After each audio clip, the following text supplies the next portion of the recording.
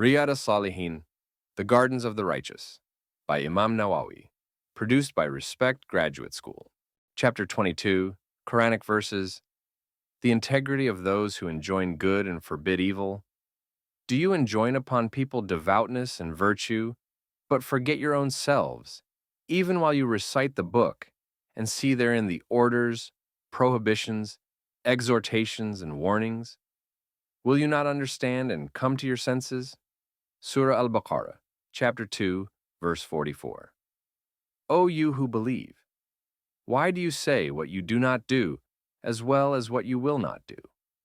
Most odious it is, in the sight of Allah, that you say what you do not and will not do. Surah As-Saf, chapter 61, verses 2 to 3. I do not, in hope of worldly gain and provoking disorder, act in opposition to you, myself doing what I ask you to avoid. Surah Hud, chapter 11, verse 88. Hadith number 116, narrated in Sahih al-Bukhari, Badul Khalq, 10, Sahih Muslim, Zurd, 51.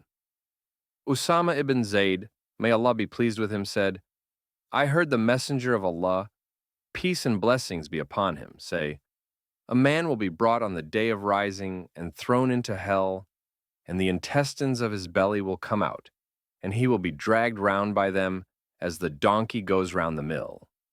The people of hell will gather round him and say, So-and-so, what has happened to you?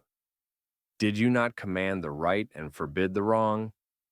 He will say, Yes, I used to command the right and forbid the wrong, and then do it.